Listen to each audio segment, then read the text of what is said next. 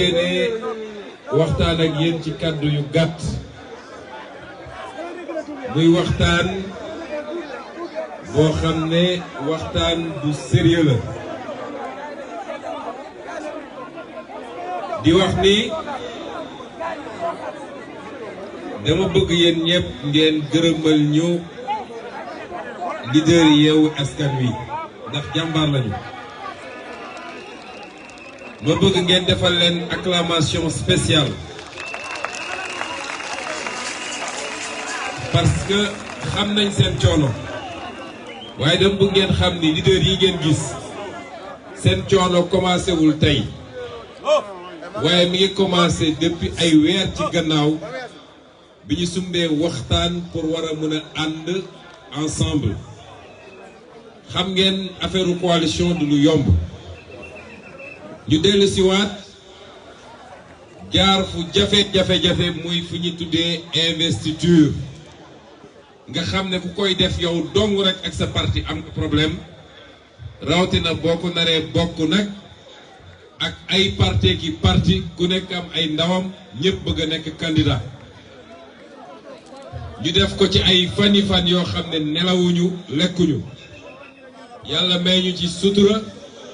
ba ñu génn ci coalition bi yëngatuwul tasul tey ñu dooraat beneen étape mooy bi campagne bi dooree ba léegi gis ngeen ñi taxawuñu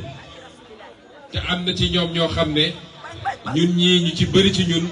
mat nañ ñu ndey wala ñu mat ñu bàyyi waaye lu ñuy def ñoom ñoo ciy jiitu kon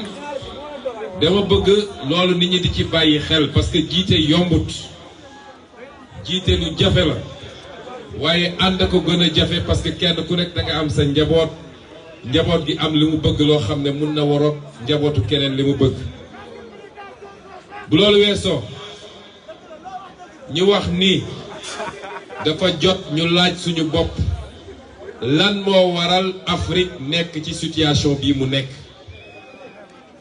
mbokk yi est-ce que xam ngeen ni Afrique moo jiite woon àdduna yéen ñëpp dégg ngeen waxu Égypte antique Cheikh Anta Diop def ci liggéey bu am solo wane ni civilisation buñ koy wax civilisation ma nga commencé ci Égypte te Égypte boobu nga xam ne ay 7 millénaires ci gannaaw Égypte boobu moo njëkk a tabax lu taxaw ba tey jii soo demee fekk ko fa ñu koy wax pyramide Égypte boobu moo njëkk a def mathématique moo njëkk a def astrologie moo njëkk a def médecine di opérer ay nit te Égypte boobu ku leen wax ay nit yu weex lañu woon waxul dëgg ay nit ñu ñuul lañu woon. nit ñu weex ñi arab yi ñi ngi ñëw Égypte arab yi ñi ngi ñëw Égypte 350 ans après la chute de l'Égypte waaye Égypte bi taxoon ñu wax nit ñu ñuul kuk lañu mel ni man ak yéen. les Grecs jóge Europe ñëw doon jàng ci Égypte yóbbu Grèce noonu lañ ko tasaaree Europe romains yi jël ko keneen jël ko ba ñu egsi fii waa léegi lan moo tax 8000 ans plus tard lan moo tax tey adduna bi yépp xeeb Afrique xeeb nit ku ñuul lan moo waral loolu bu leen ko dama bëgg ñu xam ni suñu bëggee régler suñuy problème il faut ñu dem fu sori am nañu président yu bon dëgg la waaye loolu dafa mel ni dono la boo xam ne dafa jóge fu sori di wàcc mooy lan moo tax à partir de l'époque médiévale ndax ba bi ñuy am empire du Mali empire du Ghana ak keneen kenn ëpp ñu woon doole ci àdduna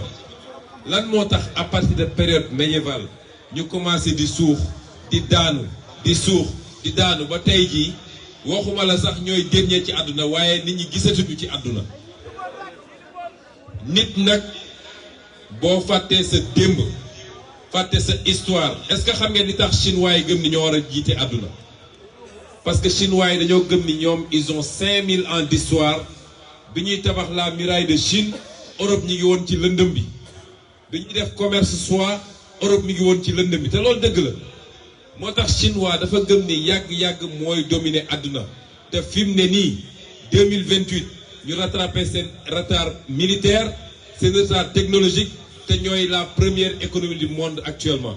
waaye xale chinois bu am 8 ans boo ko waxee mu ne la ñun depuis 5000 ans ñoo jiite woon àdduna ñun suñu histoire dafa mel ni mi ngi commencé ak colonisation li jiitu woon loolu lan la dama bëgg tey kenn ku nekk ci yéen am fierté gëm ni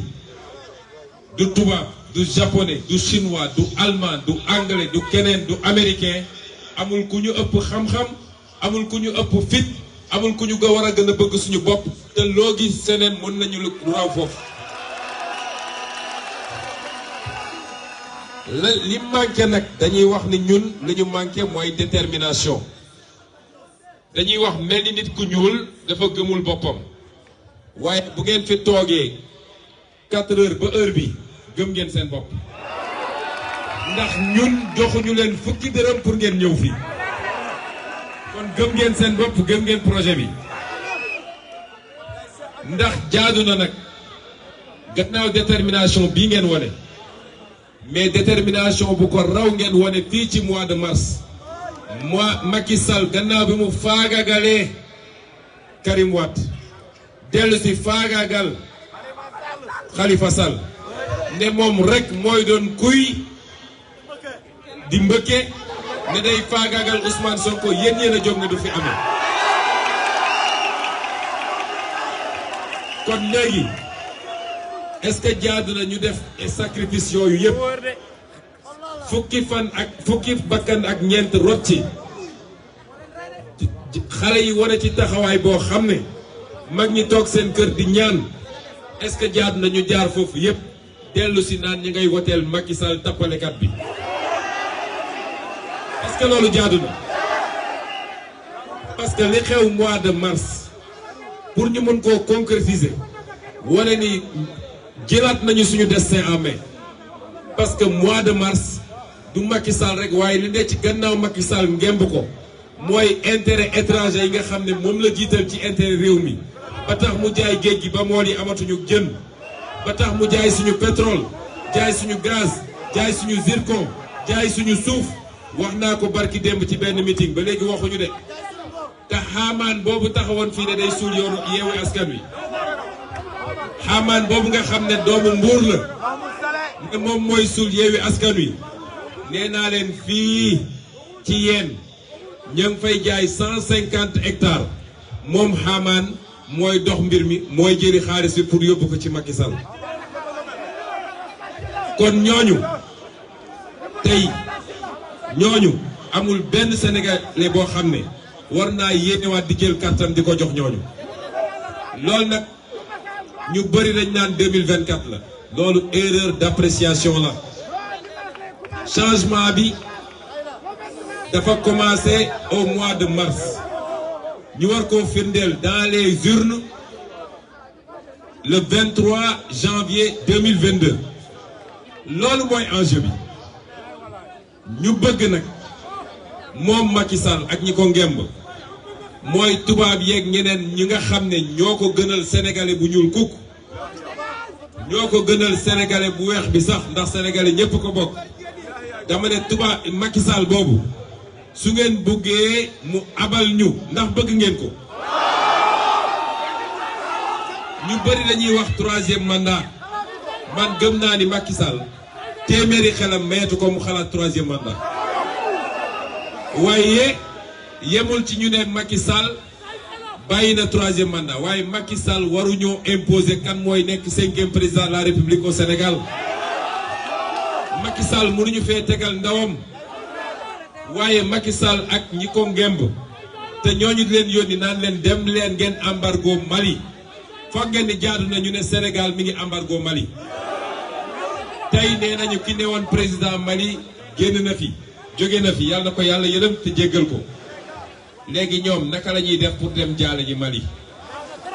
ndax liy yoon mooy président bu faatu ñoom ñëpp dañuy takk seen avion dem jaale ji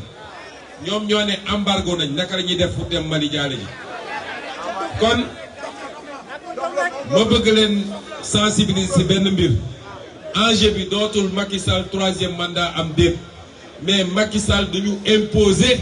kan moo war a toog fii gannaaw moom fii gannaaw moom Yewwi Askan Wi la ñuy dénk réew mi ci kattanu yàlla ñu soppi ma daaneel nag wax leen ni waa jooju borom ndel boobu xaamaan nga xam ne politique na 50 ans musul gagné benn bureau de vote ku politique 50 ans musoo gagné bureau de vote ñëw fekk coalition bu toll nii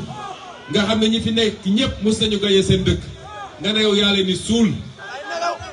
li tax mu wax ko nag xam ngeen lu mu doon ci évaluation bi ñi doon def ci seen dialogue boobu dañu ne léegi la ñu bëgg mooy pour nit ñi nekk candidat ci élection législative day jaare ci li ñuy wax le parrainage des élus mooy léegi maire yi ñoom ñooy parrainer kan moo war a mën a nekk candidat pour élection législative au Sénégal loolu dañ ko nangu muy benn waaye loolu moo tax ñuy rey seen bopp parce que jàpp nañ ni ñoom suñu gañee mairie yépp kenn mënatul nekk député ku dul ñoom soo demee dëkk yi def parrainage dañ ne kenn ku nekk élu bu nekk maire bu nekk mun na parrainer nangami nit mais ñoom li ñu bëgg mooy gannaaw bu ñu juuj njaacee ba gañe mairie yépp ñu bind ne maire bu nekk benn nit rek nga mun a parrainer benn liste rek nga mun a parrainer bu ko defee la ñu bëgg ñoom ci ni ñuy def ci lu daganut ci lu jaarul yoon ba jëlaat réew mi ñu jaaree ko seen tappandoo yi ni ñu defoon parrainage en 2019 est-ce que loolu nañ ko nangu moo tax enjeu élection yii dama leen ko ñaan les jeunes ñun jaral ngeen ñu lu ne billaahi ñun politique ñu ngir suñu bopp man soxlawuma dara ci politique te ñi fi nekk ñëpp gis ngeen Aïda Mbodj mi nekk na ministre ñaata at bu ngeen demoon këram gëm naa ni ñu ci bëri ci yéen seen kër moo tane këram kon kooku musul jël dërëm bu moomut noonu la ñëpp mel fii kon ñun politique jaamu yàlla la ci ñun dañu gëm ni julli ak koor ak aji màkka ni mu bëree yoon sonn ngir sa askan baax noonu la bëree yoon loolu moo ñu dugal ci politique moo tax mbir mi dañoo bëgg mu jaral leen les jeunes bëgg Ousmane Sonko bëgg Yewwi Askan Wi lu baax la waaye am sa carte bésu vote bi 7 heures du matin mu fekk la fa nga voté ba pare toog sécuriser vote bi parce que ñoom ay sàcc lañu loolu moo ëpp solo lépp bu ngeen ko defee nag ba jox ñu dëkk yi juin ngeen jox ñu assemblée nationale 2024 ñu bale leen bu boobaa yéen wàccoo ngeen ak ñun wallahi dama ko waat di ngeen ne xamuñu woon ni mën nañoo yore réew ci yorin bu rafetee nii loolu lañ leen di wax ñu ngi leen di gërëm di leen sant salaamaaleykum maa ngi daaneel nag dama ko naroon fàtte maa ngi daaneel nag dañ leen présenté ay candidats yoo xam ne ay gor lañu seen loxo set na bëgg nañu réew mi ay patriote lañu ñaar ñi ñu leen présenté ndax ñii di ngeen leen jëndee candidat yoo xam ne man nee naa leen man fonctionnaire la kii di compétir ci mairie bi maag moom ñoo duggandoo ENAM ba ñuy dugg maa nekkoon major xam ngeen ENAM nu mu doxee ñi jiitu ñooy tànn fi gën a baax muy impôt et domaine douane trésor ñoo gën a baax payoor moom bokkuloon ci ñooña tey fonctionnaire kese la ab fonctionnaire bu andi ay millions wala ay milliards di ko joxe bu leen posé wu 100 000 questions dafa tekk xaalisu réew mi waaye moomu ko ñun nag dañ leen présenté ay candidats Cheikh Tidiane Youm xale la de waaye ku toll ni sëñ Moustapha Sy bu ko wóoloo ba jiital ko xam leen ni xale bu mën a ànd ak ay mag la maître Tall ba may ànd ak moom ba may ànd ak magam daan ko fekk fi ma ko fekk boobu nekkagul greffier bay nekk avocat waaye gor la ndax valeur yi ñu partagé woon moo tax tey mu ñëw ànd ak man te munoon na nangu liñ ko proposé nañ ko mu nangu rek ànd ak ñoom ñu jox ko contrat état muy fayee ko ay centaines de millions en tant qu'avocat mu lànk ne leen man Pastef laa gëm man projet bi laa gëm ñii nag ku leen jiital doo am déception maa ngi leen di gërëm bu leen dem nag maa ngi leen di ñaan ngeen may ñu 5 minutes parce que Cheikh Tidiane Youm mi nga xam ne mooy jiite ci liste départementale bi moo war a tëj ndaje bi parce que mooy borom kër gi ñu ngi leen di gërëm leen sant merci.